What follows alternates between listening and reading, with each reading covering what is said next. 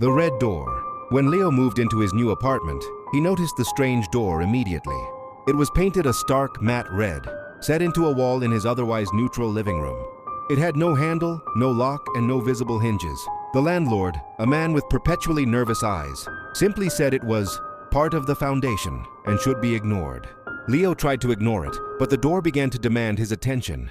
Every evening, precisely at 2 a.m., a faint, rhythmic tapping would start, coming from the other side of the red surface.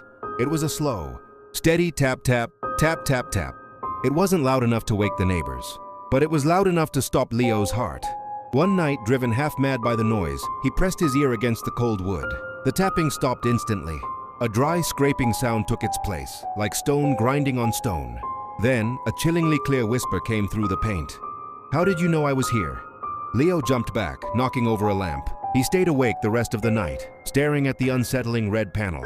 The next day, he painted over the door with 3 thick coats of white paint, sealing it off completely. He felt a fleeting sense of relief. That relief lasted until 2 a.m. The tapping returned, but it was different. It was frantic, desperate, and accompanied by a muffled, agonized screaming. Leo crept toward the wall. The white paint was no longer smooth. A faint reddish stain was bleeding through the new coats, seeping out in the pattern of a handprint. He pressed his ear to the wall one last time. The screaming cut off. A tiny, high-pitched giggle replaced it. Then, a calm, clear voice spoke from the other side. "Thank you for the paint. Now I know where the door is." The reddish handprint on the wall began to slowly push outward.